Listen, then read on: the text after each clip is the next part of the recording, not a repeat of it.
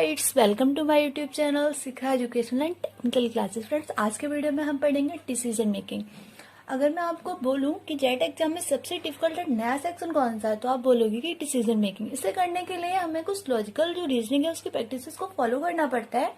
आज के वीडियो में मैं आपको डिटेल से बताऊंगी कि आपकी अप्रोच क्या होनी चाहिए जब आप डिसीजन मेकिंग के क्वेश्चन सॉल्व कर रहे हो। कैसे आप मैक्सिमाइज कर सकते हो। जैसे कि 21 क्वेश्चन आते हैं, उनमें से आपको 15 या 16 अगर आप क्लियर अच्छे से कर जाते हो और वो करेक्ट हो जाए तो आपका सिलेक्शन है वो श्योर हो जाता है। अगर आपका एक सेक्शन है जिसमें आपके इतने 15 to 16 हो सकते हैं, देन और सेक्शन में भी 20 to 25 लाना टफ नहीं है। देन आप 99% लाने की बात करो तो इसके लिए क्या करना है, इस वीडियो को जो ये डिसीजन मेकिंग है इस टॉपिक को फ्रेंड्स आप इस सेक्शन को थोड़ा सीरियसली लो और जिससे आप इसको आराम से सॉल्व करवाओ। 99% आने की बात करो, इसलिए इस सेक्शन को थोड़ा सा हम सीरियस लेंगे और अपने स्टार्ट करेंगे। सो फ्रेंड्स, इसके लिए आपको करना क्या है, जो मेरा वीडियो है विदाउट स्किप किए कंप्लीटली देखना है। और अगर अभी तक आपने मेरे चैनल को सब्सक्राइब नहीं किया तो जल्दी से सब्सक्राइब कर लो और बेल आइकन को प्रेस कर दो, जिससे आपको न्यू न्यू ट्रिक्स मिलती रहे। सो फ्रेंड्स, हम स्टार्ट करते हैं अपना डिसीजन मेकिंग। डिसीजन मेकिंग अगर आप डिसीजन मेकिंग देखोगे एज ए टॉपिक तो इसके लिए सबसे इम्पोर्टेंट है, कल को 2 साल के बाद आप किसी न किसी कंपनी के मैनेजर बनोगे तो मैनेजर के सामने जो सबसे बड़ी प्रॉब्लम है वो क्या आती है, डिसीजन मेकिंग की। तो जितने भी ये एप्टीट्यूड एग्जाम है, जैसे कैट ले लो, जेट ले लो, IIFT ले लो, इसमें ये नहीं देखा जाता कि बंदे में नॉलेज कितनी है। इसमें ये देखते हैं कि मिनिमम टाइम में मैक्सिमम आउटपुट निकाल सकता है या नहीं निकाल सकता। तभी आपको इतने आसान से, इतने सिंपल से क्वेश्चन दे देता है एंट्रेंस एग्जाम में, इतना डिफिकल्ट नहीं देता कि सॉल्व हो ही नहीं सकते। ऐसा नहीं है कि डिसीजन मेकिंग बहुत अलग पार्ट है, बट ये डिसीजन मेकिंग जो है ये हर एग्जाम में आप करते हो। किसी में डायरेक्टली करते हो तो किसी में अनडायरेक्टली करते हो। मिनिमम टाइम में मैक्सिमम आउटपुट निकालना, जैसे बिजनेस पॉइंट ऑफ व्यू से आपकी अप्रोच कैसे फिट करते हो, क्या बेस्ट अप्रोच लगाते हो और आप डिसीजन को लेते हो और आप ऑप्शन को चूज करते हो। बस इसमें यही देखा जाता है प्रॉब्लम सॉल्विंग में कौन से अप्रोच को आप यूज करते हो एंड उसके क्वेश्चन को कैसे सॉल्व करते हो। सो अगर हम स्पेशली जेट एग्जाम की बात करें तो इसमें जेट एग्जाम में जो है हमारे 21 क्वेश्चन आते हैं।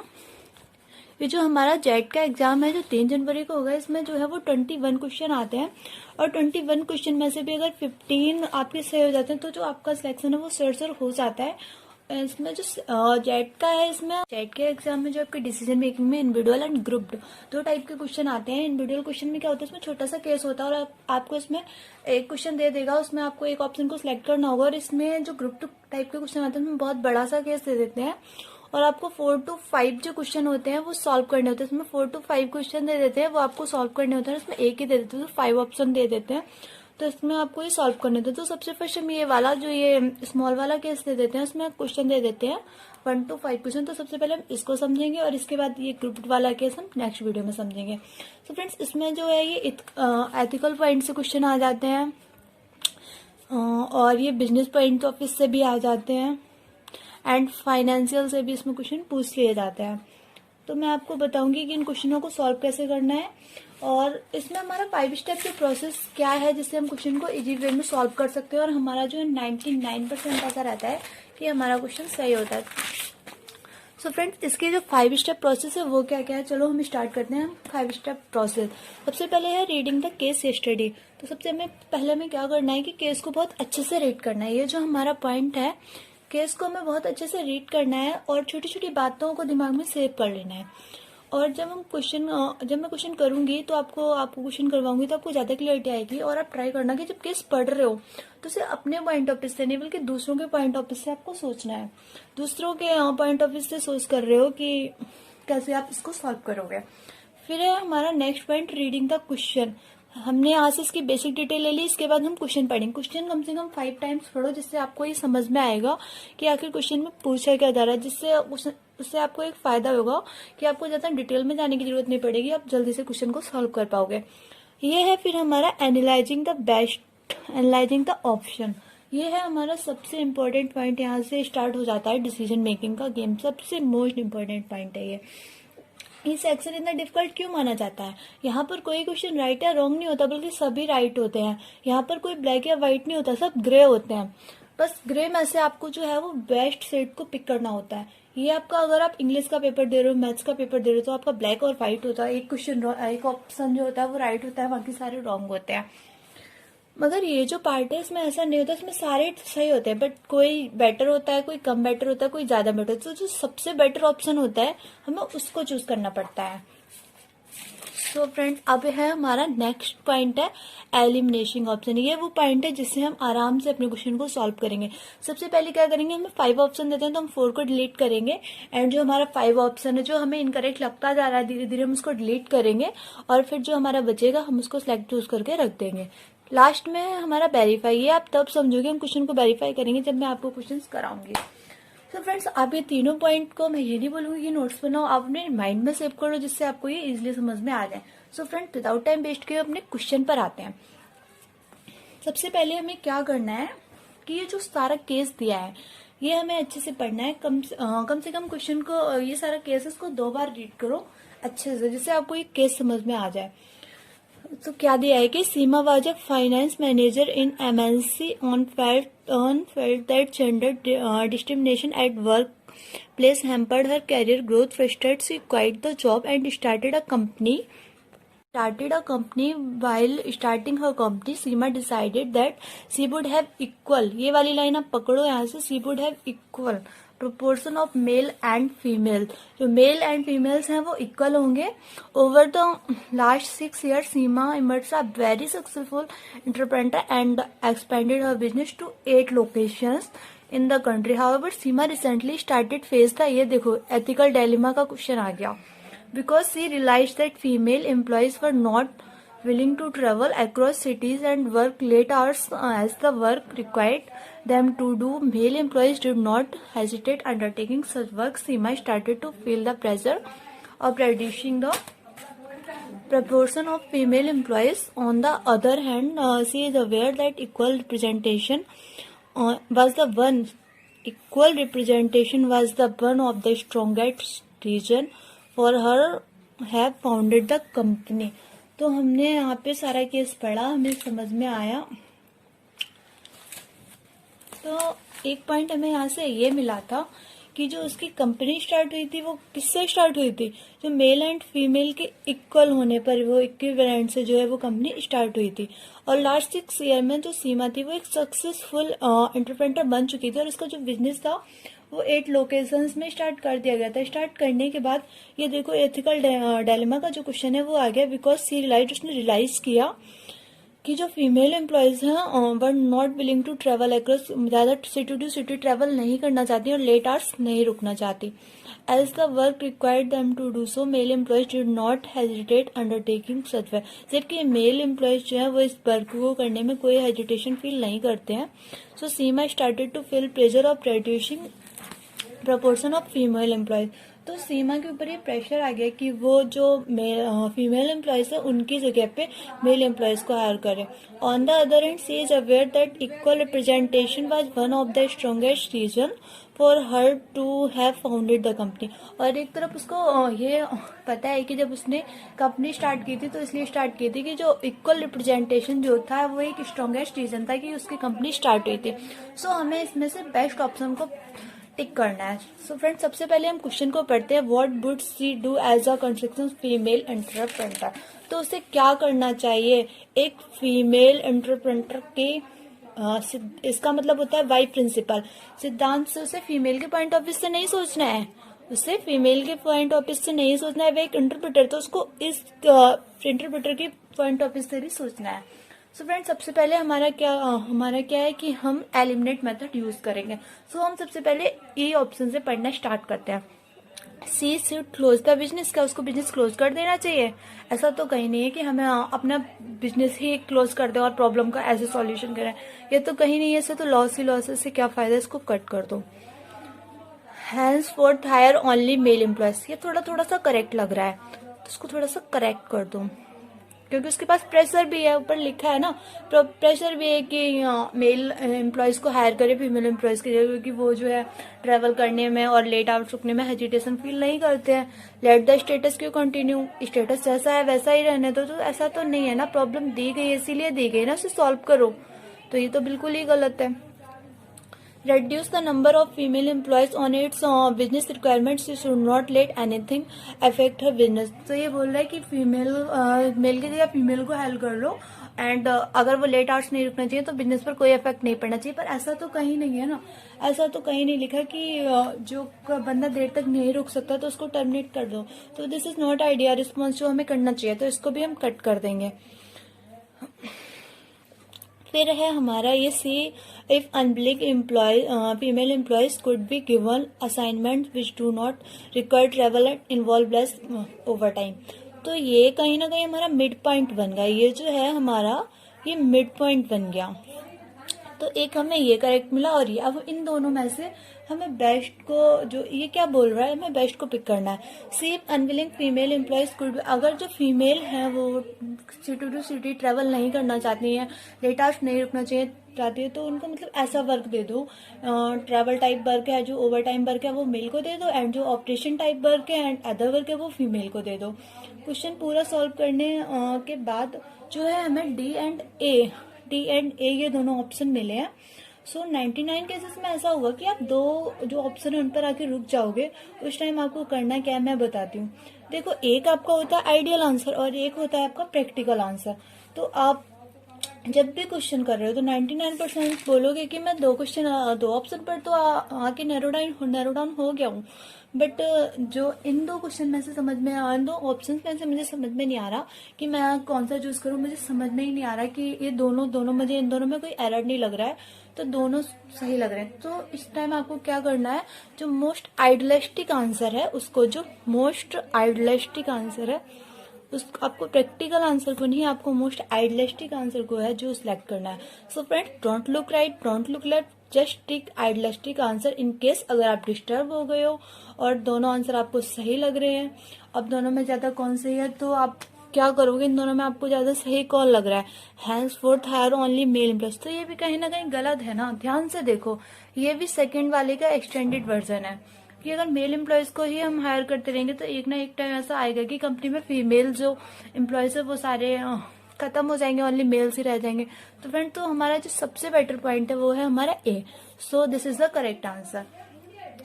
सही तो है कि मेल को हायर कर लो ट्रेवल टू ट्रेवल के लिए, एंड जो लेट आवर्स रुकना है वो काम मेल को दे दो, एंड जो ऑपरेशन टाइप वर्क है एंड जो अदर वर्क है वो फीमेल को दे दो, आराम से, कोई दिक्कत भी नहीं होगी। सो अब हमारा दूसरा क्वेश्चन है, चलो अपने दूसरे क्वेश्चन पर आते हैं।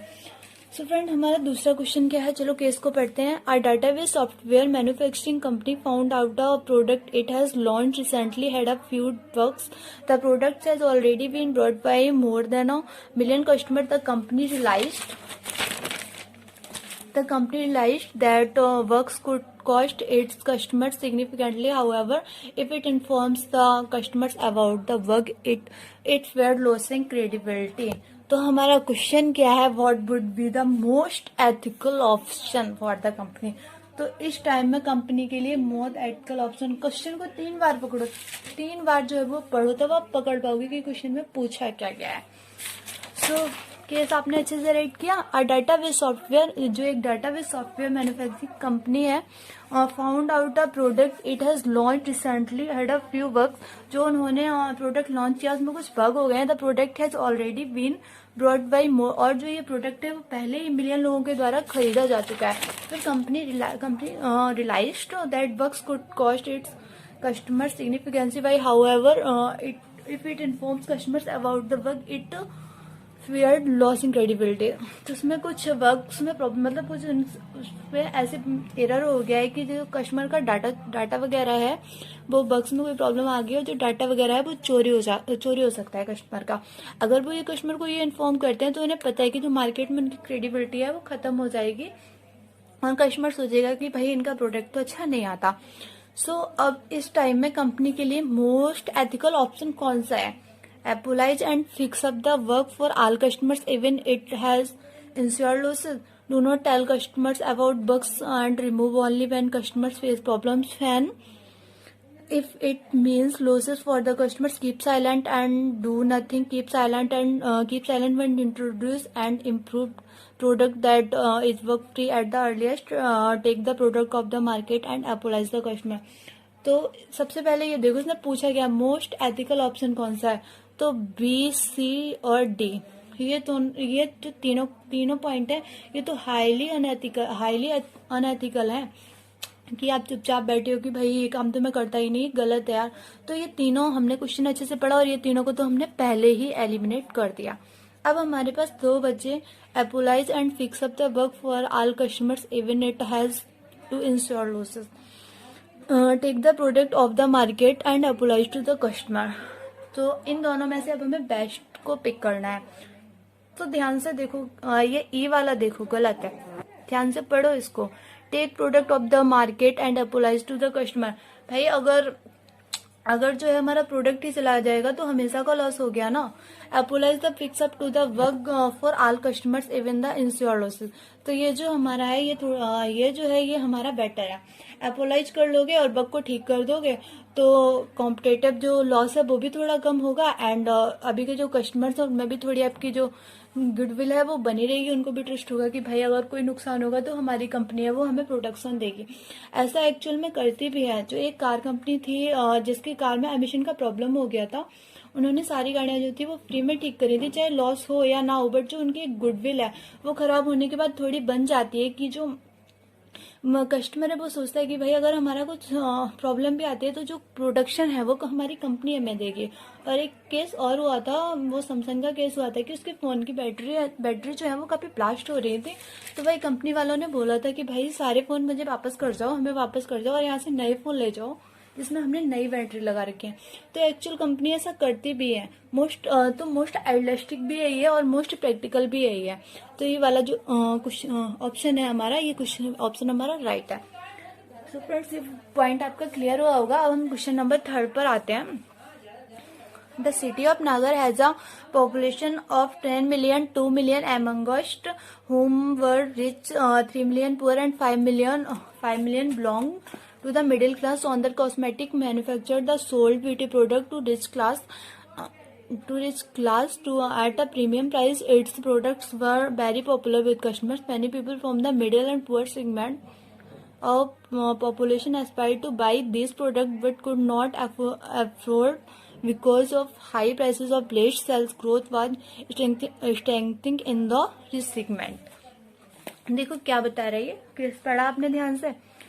जो नागपुर सिटी है वहां में की पॉपुलेशन में 10 मिलियन, जो 10 मिलियन है वो 10 million, 2 million amongst whom are the rich, 3 million जो है वो पुअर है, 5 मिलियन जो है 10 मिलियन में जो 2 मिलियन है वो रिच है और 3 मिलियन जो है वो पुअर है एंड जो 5 मिलियन है वो मिडिल क्लास से बिलोंग करता है। तो सौंदर्य जो एक कॉस्मेटिक कंपनी का ब्रांड है, उसने एक प्रोडक्ट लॉन्च किया जो उसने प्रीमियम क्वालिटी में बेचा, जिसका कस्टमर कौन है, इसका कस्टमर है rich class.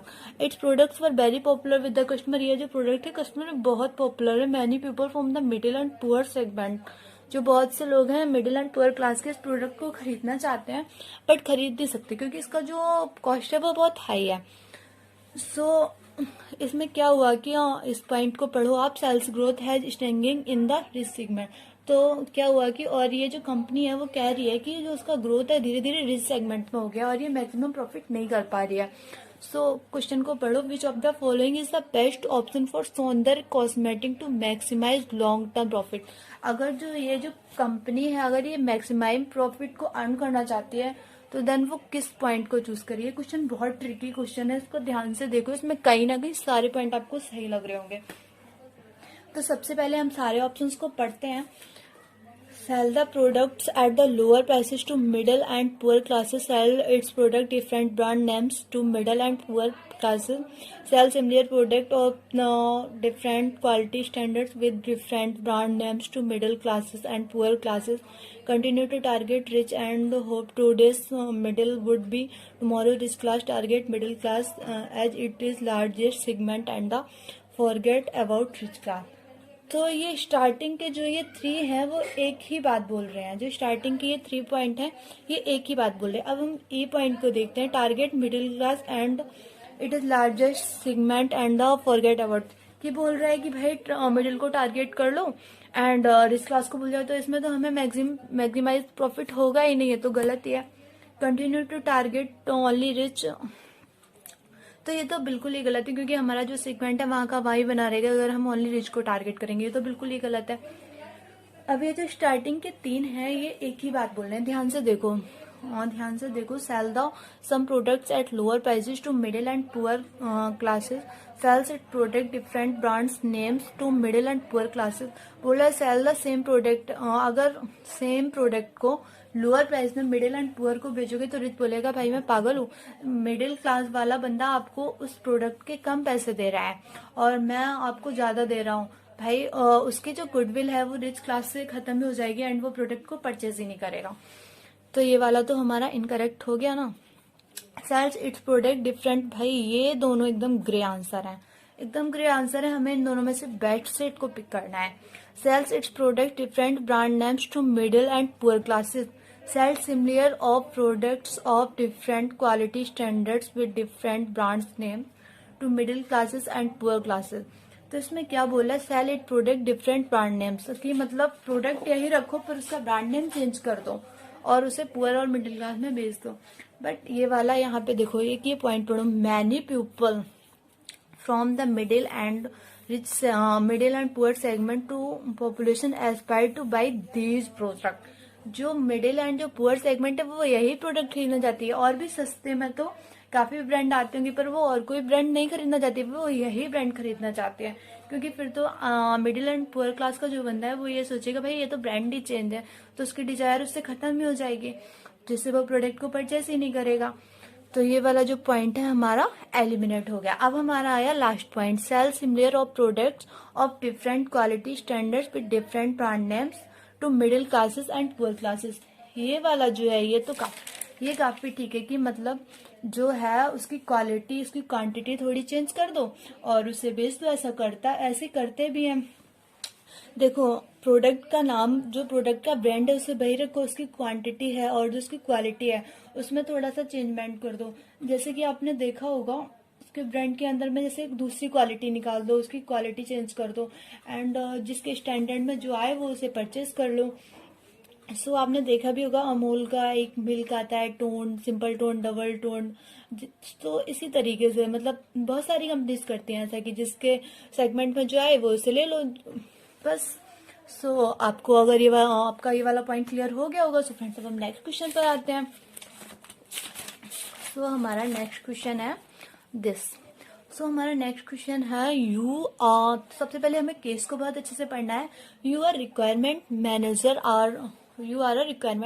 are interviewing Mayank, a hard-working young man who has problems in speaking fluent English. He has studied in vernacular medium schools and college. You are a requirement manager, आप एक requirement manager हो और आप मयंक का interview ले रहे हो जो कि एक हार्ड वर्किंग मैन है हु वाज प्रॉब्लम, बट उसकी प्रॉब्लम क्या है, वो फ्लुएंट इंग्लिश नहीं बोल पाता। He has studied a vernacular medium, वह एक वर्नाकुलर को जो कोई मीडियम स्कूल और कॉलेज से पढ़ा हुआ है। So amongst the following options, what would you choose to do if your company has vacancy? आपको क्या करना चाहिए अगर आपकी कंपनी, सबसे मेन पॉइंट ये आप उठाओ, अगर आपकी कंपनी के पास वैकेंसी है तो I would hire him of all costs. I would hire him for a production or finance job, but I not for marketing job which requires good communication skill. I would ask him to improve his communication skills to come back again. I would not hire him as a might be a burden on the ये गलत है sorry, because of his poor communication skills. I would hire him for the job he is good at and provide training in other areas. So I would higher, तो सबसे पहले क्या करो, eliminate करो answers को, ऑप्शंस को eliminate करो। आई would hire him of all cost, cost क्या करेगी भाई, ये तो बिल्कुल ही फेक बात है, इसको तो कट ही कर दो, इसको तो एलिमिनेट कर दो, कॉस्ट क्या करेगी। I would hire him for a production और finance but not for marketing job which requires good communication skills. ये कहीं ना कहीं थोड़ा बहुत राइट लग रहा है तो इसको टिक कर दो। I would ask him to improve his communication skills and come back again. मैं उसको बोलूंगा कि भाई जो आपने जो कम्युनिकेशन स्किल उनको बेटर करके आप दोबारा आ जाना। I would not hire him as he might be a burden on because of his poor communication, because of his, ये डबल बार हो गया, because of his poor communication skill। भाई ये बर्डन वाली बात जो यहाँ पे बोल रहा है, पर ऊपर देखो यहाँ पर लिखा है a hard working young man. आप उसे बोलोगे कि बर्डन है, बट एक पॉइंट नोटिस करो कि जो हार्ड वर्किंग यंग मैन है, और कंपनी में जो है वो हार्ड वर्किंग लोगों की हमेशा नीड रहती है। ये नहीं देगी वहाँ की चीजों में परफेक्ट है या नहीं, तो इसका मतलब है कि बाकी चीजों में एक्सपर्ट है, बट जो उसकी कम्युनिकेशन है उसमें से प्रॉब्लम है, तो बर्डन नहीं है। तो सो ये वाला पॉइंट हम एलिमिनेट कर देंगे। I would hire him for the job he is good at the end provide him training in other areas. ये थोड़ा सा राइट लग रहा है। I would ask him to improve his communication skills and come back again. अगर भाई हम उसको ऐसा बोलेंगे कि भाई साहब अपनी कम्युनिकेशन स्किल्स बेटर करके फिर आ जाना, तो उसको भाई उसके ईगो उसका थोड़ा सा वो होगा कि भाई मुझे ऐसे बोला, मैं दोबारा जाऊंगा ही नहीं, तो ये वाला रॉन्ग हो गया हमारा। अब ये बचे हमारे पास दो आंसर। अब हमें इन दोनों में से बेस्ट को चूज करना है। I would hire him for a production और finance job but not for marketing job. भाई बोल रहा है कि मैं उसे प्रोडक्शन एंड फाइनेंस की जॉब दूंगा but not for a marketing job. मैं उसे मार्केटिंग की जॉब नहीं दूंगा क्योंकि इसमें गुड कम्युनिकेशन स्किल की जरूरत पड़ती है, नीड होते हैं। तो ऐसा तो नहीं है कि प्रोडक्शन और फाइनेंस में कम्युनिकेशन की जरूरत ना पड़े, इसमें भी बंदों को कम्युनिकेशन हो सकता है कि कोई बंदा जिसके कम्युनिकेशन बहुत अच्छे हो उसमें वर्क कर रहा हो, और ऐसा नहीं है कि मार्केटिंग में ही इसकी जरूरत पड़ती है। बट हो सकता है वो बंदा मार्केटिंग में काफी अच्छा हो, अच्छी मार्केटिंग करता हो, बट कम्युनिकेशन में प्रॉब्लम हो, तो ये वाला भी पॉइंट कहीं ना कहीं गलत है। I would hire him for the job he is good at and provide training in other areas. So ये वाला पॉइंट खुद को सही है कि वो जिसमें अच्छा है हम उसको उसमें हायर कर लेंगे, एंड जिसमें वो अच्छा नहीं है, जिसमें उसकी कम्युनिकेशन में उसकी प्रॉब्लम है, तो हम उसको उसकी ट्रेनिंग प्रोवाइड करा देंगे। और बहुत सारी कंपनी आईटी कंपनी का ऐसा करते हैं, आप जो कॉलेज में पढ़ के जाते हो वो थोड़ी वहां पे उसका वर्क करवाते हैं, वो तो अपनी ट्रेनिंग अलग से देती है। वो बस ये देखती है कि हाँ ये बंदा ऑपरेशन में जा सकता है, ये बंदा फाइनेंस में जा सकता है, ये बंदा मार्केटिंग में जा सकता है। वो तो बस आपको उसकी ट्रेनिंग अलग से देते हैं, आपके ऊपर पैसा खर्च करने, क्योंकि आप उनका जो है आउटपुट उन्हें निकाल के दोगे। तो फ्रेंड्स ट्रेनिंग देना, तो ये वाला पॉइंट सही है कि हम उसको ट्रेनिंग, बाकी जिसमें तो अच्छा है उसमें अच्छा है, और जिसमें अच्छा नहीं है उसको उसकी ट्रेनिंग दे देंगे। तो फ्रेंड्स हमारे डिसीजन मेकिंग का ये जो पार्ट है ये कंप्लीट हो गया। आप 2-3 असाइनमेंट कर लेना अच्छे से, उसके बुक से, जेट एग्जाम वगैरह की बुक से, ऑनलाइन गूगल पे सर्च करके अच्छे से कर लेना। सो फ्रेंड्स अगर आपको वीडियो मेरा पसंद आया हो तो लाइक जरूर करना, एंड कमेंट बॉक्स में कमेंट कर देना, एंड बेल आइकन को प्रेस कर देना जिससे आपको न्यू न्यू अपडेट्स मिलती रहे। So friends thanks for watching my video.